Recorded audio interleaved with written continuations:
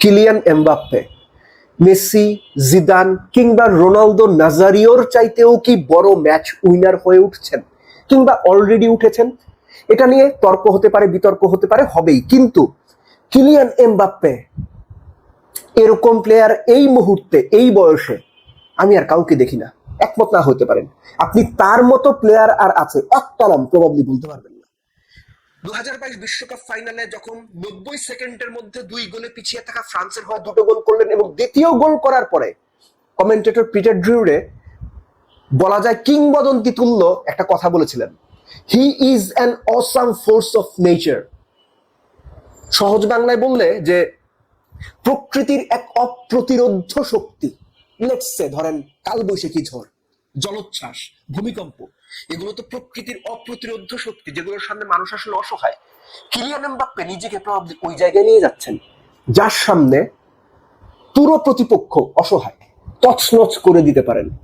এবং সবচাইতে দারুণ যে ব্যাপারটা আমার কাছে লাগে কিলিয়ান এমবাপ্পের, টপ প্লেয়ারদের নিয়ে অনেক সময় একটা সমালোচনা থাকে যে ফরমেশনের কারণে হই কিংবা কৌশলগত কারণে হোক, ক্লাব ফুটবলে যতটা ভালো খেলেন ন্যাশনাল টিমে এসে ঠিক ততটা ভালো খেলতে পারেন না কিংবা ততটা ভালো পারফর্ম করতে পারেন না। অনেক গ্রেট প্লেয়ারের নামের এগেইনস্টে এই ধরনের সমালোচনা আছে।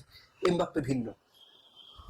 3টা ওয়ার্ল্ড কাপ যদি আপনি খেয়াল করেন, আমি গোলের সংখ্যা যাচ্ছি না যে 18টা ম্যাচে 3 বিশ্বকাপে 18টা ম্যাচে 18টা গোল, এই সংখ্যাতে আমি যাচ্ছি না।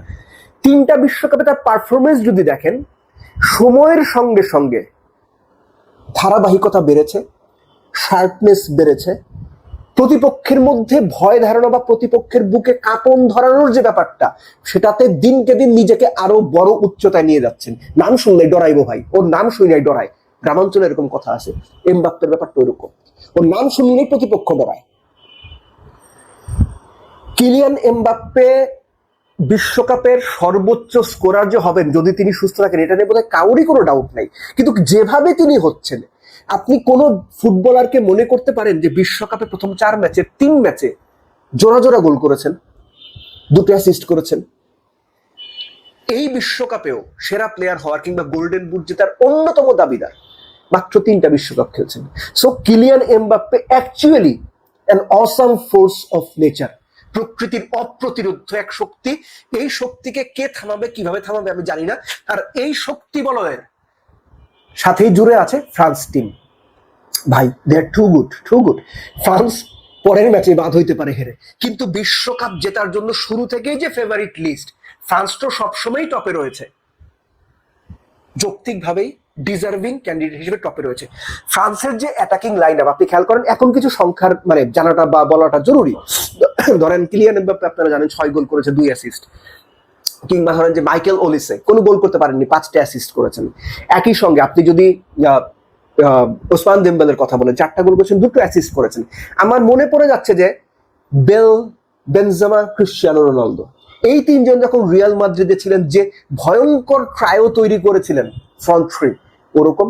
কিংবা মেসি, সুয়ারেস, নেইমারের সেই বিখ্যাত এমএসএন ট্রায়ো, কিংবা এমএফএস মানে ফিরমিনো, সালা, লিভারপুলের সেই মানে 3জন বা ফ্রন্ট থ্রি অপোনেন্টকে যারা চমকে দিতেন, ঘুরিয়ে দিতেন, এই 3জনকে দেমবেলে, ওলিসে এবং এমবাপ্পে অফকোর্স, যার কথা এতক্ষণ বললাম, এই যে তারা লাইন আপটা তৈরি করেছে, এইটাকে থামানো না ইম্পসিবল, বা মানে অসম্ভব আমি বলবো না, কিন্তু নিয়ার টু ইম্পসিবল। আর যেটা বলছিলাম যে বিশ্বকাপ আসলেই না, জাতীয় দলের খেলা আসলে এমবাপ্পের যেন আসলে আর কোনো কিছু দিয়ে বেঁধে রাখা যায় না, সে নিজেই নিজেকে ছাড়িয়ে যায়। অ্যাকচুয়ালি এর চেয়ে সহজ শব্দ আমি খুঁজে পাচ্ছি না।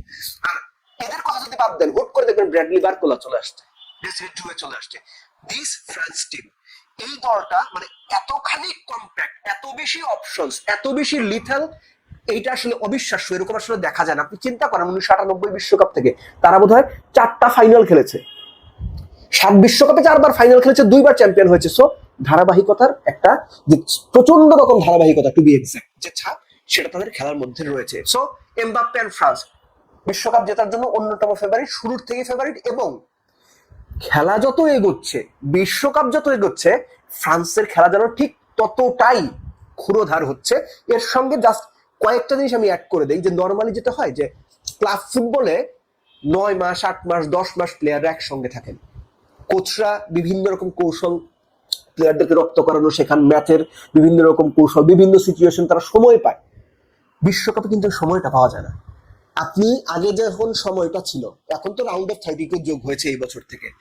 গ্রুপ পর্বে 3টা ম্যাচ, ফাইনাল পর্যন্ত গেলে আপনার 4টা match, round of 16, quarter, semi, final, এই 7টা ম্যাচ খেলারই আপনি সুযোগ পেতেন, দেখতে দেখতে ম্যাচগুলো হয়ে যেত। সো ফ্রান্সের এই দলটার আরো বড় বৈশিষ্ট্য আমার কাছে যেটা মনে হয়, যে তাদের অ্যাডাপ্টিবিলিটি, মানিয়ে নেওয়ার ক্ষমতা। বিভিন্ন জন, বিভিন্ন ফুটবলার বিভিন্ন ক্লাব থেকে এসেছেন, বিভিন্ন কোচের আন্ডারে খেলেছেন, কিন্তু দিদিয়ের দেশমের আন্ডারে তার কৌশলে, তার চাওয়া অনুযায়ী, বিভিন্ন পজিশন অনুযায়ী ফুটবলার যে মানিয়ে নিচ্ছেন, নিজেদের মধ্যে যে সংযোগ বা ফুটবলার টু ফুটবলার যে কানেকশন, এটা যেভাবে বিল্ড আপ করছেন এবং কৌশলের সঙ্গে সবকিছু মিলে তারা যেভাবে নিজেদেরকে সঁপে দিচ্ছেন, এটা দারুণ দারুণ একটা ব্যাপার।